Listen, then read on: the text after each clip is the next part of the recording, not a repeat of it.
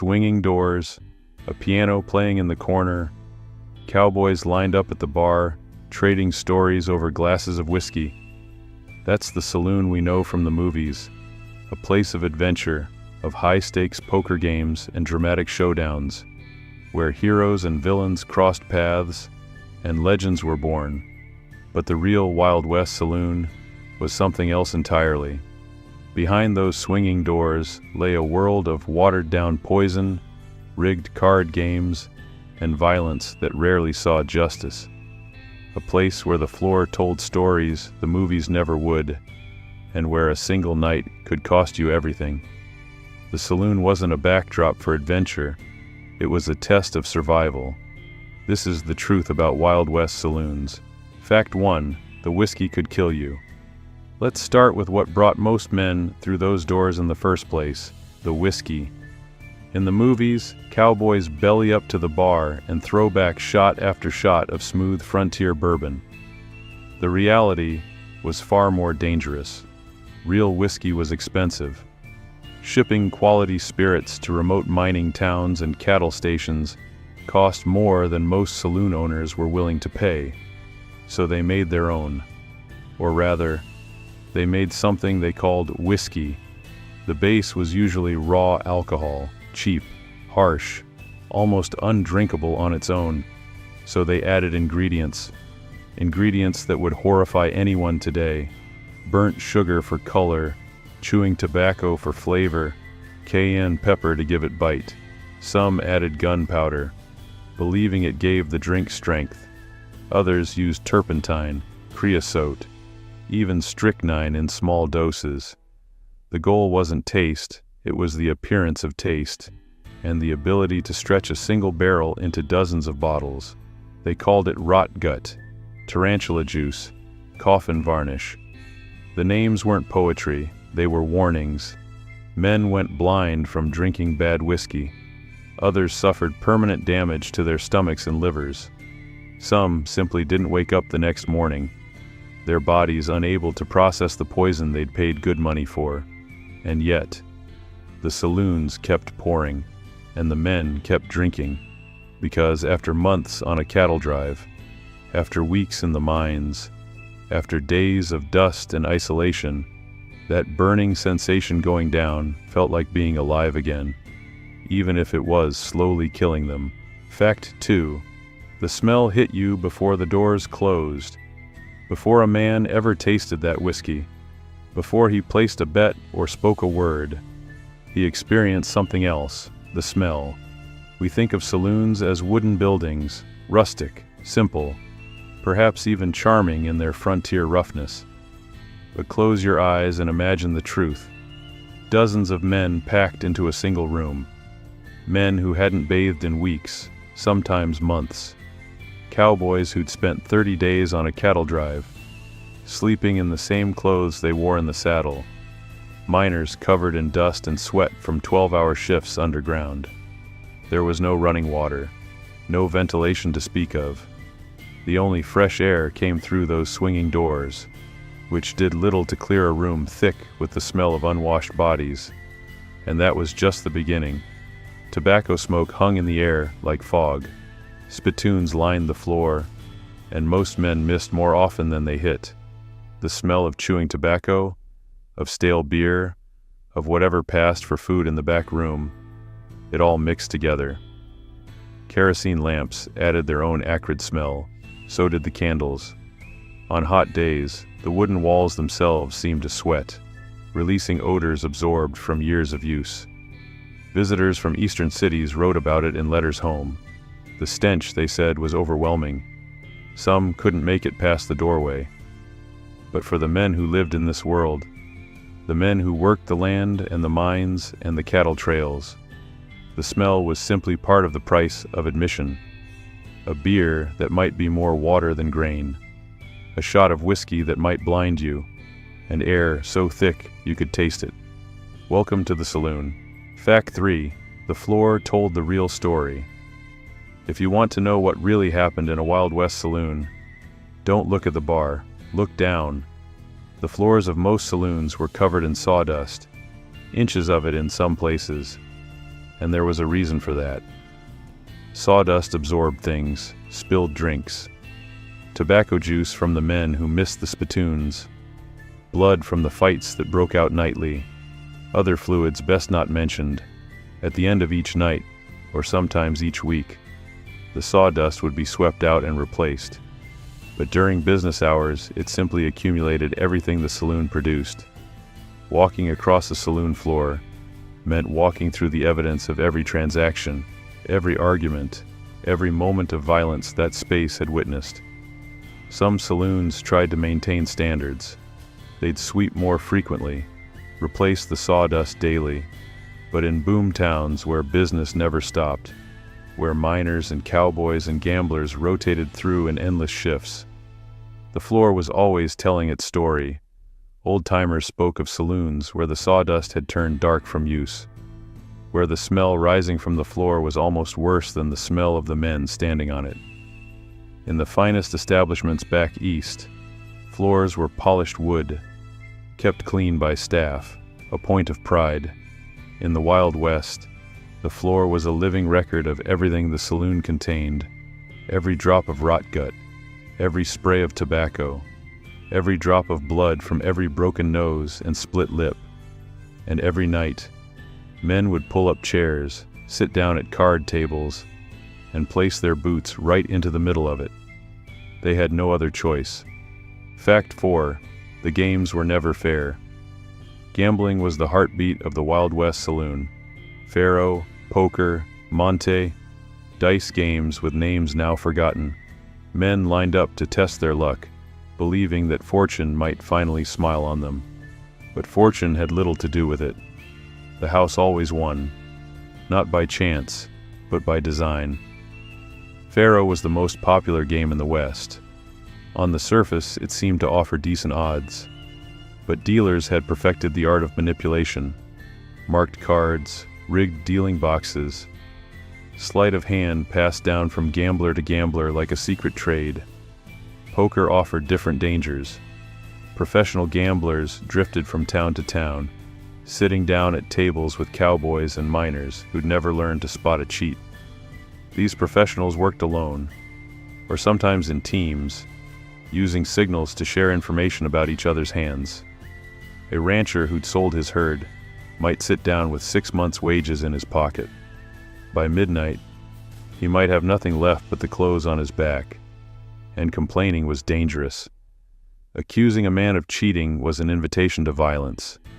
Even if you were right, especially if you were right, you might not survive the accusation. Some cheaters were caught. Some were beaten. A few were killed on the spot, their bodies dragged out back before the next hand was dealt.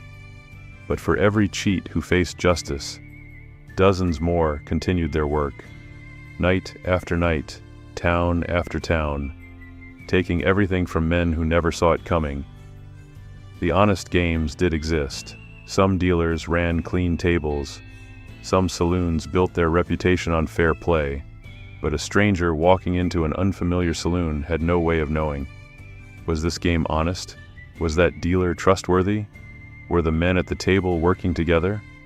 The only safe assumption was that nothing was safe. Fact 5. The piano player saw everything in the corner of almost every saloon.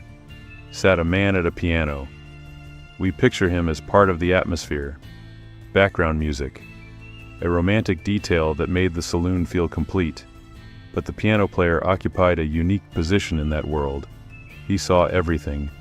From his bench in the corner, he watched the fights break out. He watched the cheating at the card tables.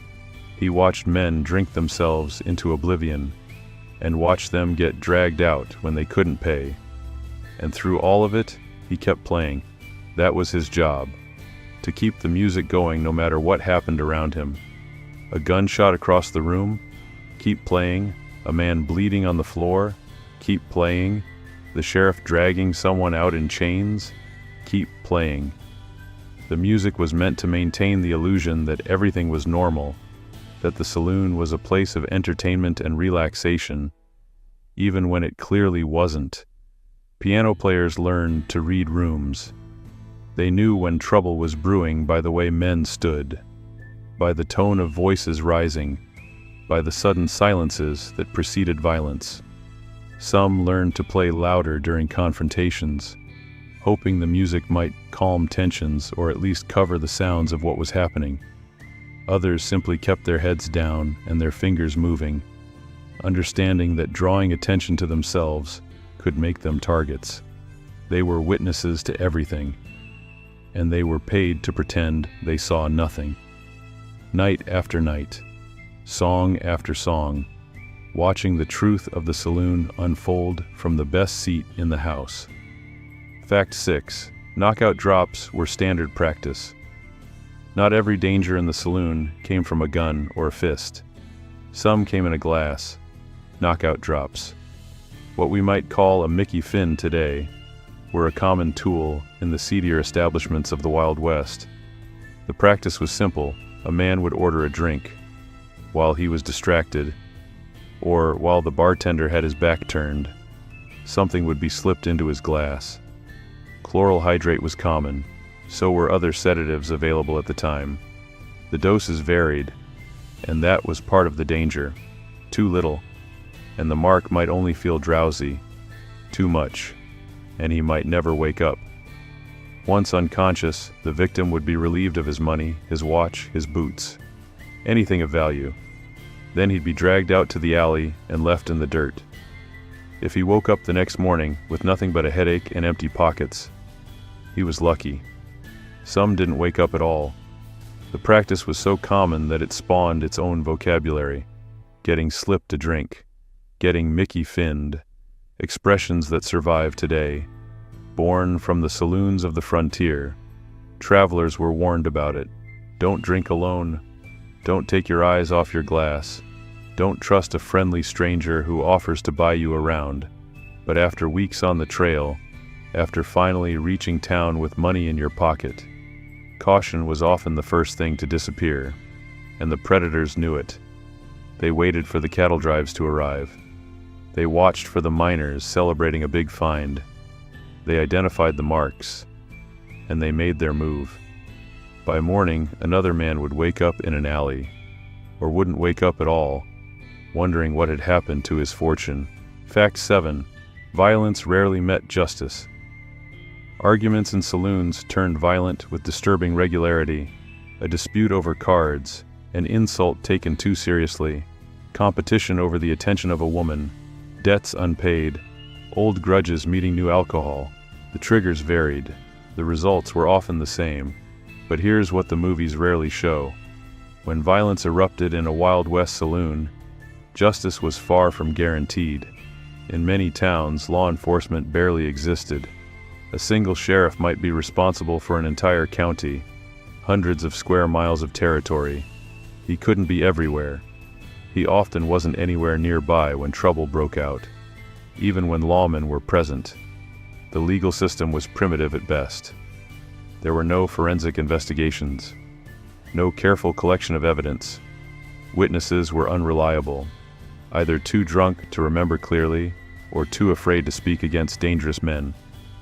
A man could kill another in a saloon on Saturday night and be drinking in the same establishment Sunday afternoon. Self-defense was a broad concept on the frontier.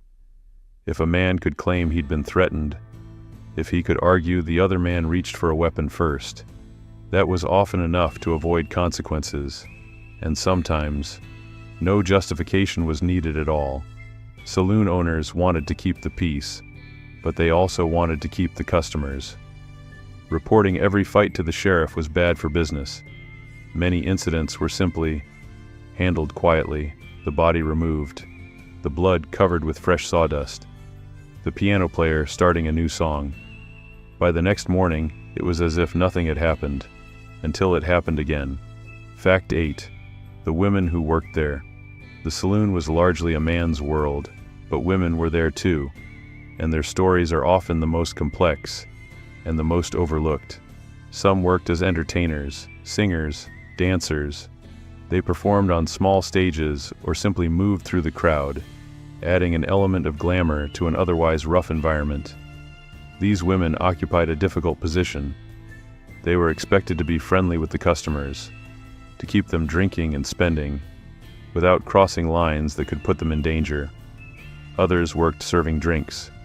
They'd move from table to table, taking orders, delivering glasses, enduring whatever comments or advances came their way. The pay was often tied to how much they could encourage customers to spend. The more a man drank, the more she earned. It created pressures that pushed many women into uncomfortable situations.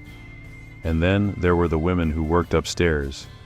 Most large saloons had rooms on the second floor. What happened in those rooms was an open secret. It was income for the establishment.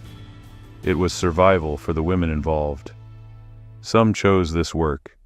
In a world with few options for single women, where respectable employment paid pennies, the calculus was brutal but clear. Others had no choice at all. They'd been sold into the work, or trapped by debt, or simply had nowhere else to go. Life for these women was hard, and often short. Disease was common. Violence was a constant threat. The men who paid for their time often treated them as less than human. A few managed to save money, to buy their way out, to start new lives somewhere else. Most weren't so fortunate. Their names rarely appear in the history books. Their stories were considered unfit for polite society. But they were there, every night, part of the world the saloon created. And they deserve to be remembered. Fact 9. The saloon was the center of everything. Here's something the movies actually get right. The saloon wasn't just a bar, it was the center of community life. In towns that sprang up overnight around mines or railroad lines, there often wasn't time to build proper civic infrastructure. No town halls, no courthouses, no dedicated spaces for the business of running a community. So the saloon filled the gap. Need to hold an election? Clear out the card tables and set up a voting booth. Need to conduct a trial? The saloon becomes a courtroom. The bar becomes the judge's bench. The accused sits where poker players sat the night before. Need to hold a town meeting? Everyone gathers at the saloon. It's the only building large enough to hold them all. Funerals were held in saloons. So were weddings. Business deals were negotiated over whiskey. Land was bought and sold. Contracts were signed on tables still sticky from the night before. Doctors sometimes used saloons as makeshift hospitals. It was the only place with enough space and enough light to work on patients. Even religious services occasionally took place within those walls. Traveling preachers would set up where they could find an audience, and the saloon always had an audience. This created a strange duality. The saloon was a place of vice and violence, but it was also the closest thing many frontier towns had to a public square. The same room that saw brawls and gambling on Saturday might see a christening on Sunday. It was everything the community needed it to be, because it was often the only thing the community had. Fact 10. Few regulars live to old age. There's one final truth about the Wild West Saloon that deserves attention. The men who frequented these places, the regulars who spent their nights drinking and gambling and fighting, most of them didn't live long lives. Not because of dramatic gunfights, not because of famous showdowns in the street, but because of everything the saloon represented. The alcohol was poison, and men drank it constantly. Liver failure, kidney damage, the slow deterioration that comes from years of consuming substances never meant for human consumption. The violence took its toll as well, not always fatally, but accumulated injuries, broken bones that never healed right, damage from dozens of fights. These added up over time. Disease spread easily in those close quarters. Tuberculosis, cholera, infections that antibiotics would easily treat today, but which were death sentences on the frontier. The lifestyle itself was brutal. Late nights, poor nutrition, constant exposure to the elements during the day, followed by cramped and smoky rooms at night. A man might survive the cattle drive. He might survive the mining accident. He might survive the card game gone wrong, but surviving the saloon, night after night, year after year. That was something else entirely. The old cowboys, the ones who lived long enough to tell their stories. They often spoke of the men who didn't make it, friends who faded away, partners who simply stopped showing up one day, the regulars whose faces disappeared from the bar, replaced by new faces that would soon disappear as well. The saloon didn't kill quickly, it killed slowly, steadily, one glass at a time, one fight at a time, one night at a time, until there was nothing left to take. The Wild West Saloon was never what the movies made it seem. It wasn't a place of glamour or adventure. It wasn't where heroes proved their courage or legends were born. It was a place of survival, of desperate men seeking escape from desperate lives, of predators waiting for prey, of women with few choices making the best of impossible situations. The swinging doors were real. The piano music was real. The whiskey, such as it was real. But so was the poison in the glass, the filth on the floor, the violence that rarely saw justice, the lives cut short by everything those walls contained.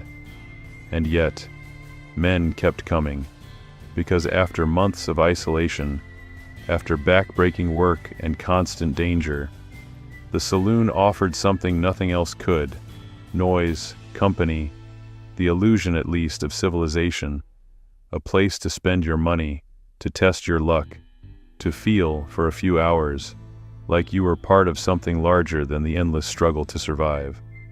That was the real Wild West Saloon, not a backdrop for legend, a mirror of the world that created it. If history like this speaks to you, subscribe. There are more stories to tell, more truths to uncover, more legends to set straight.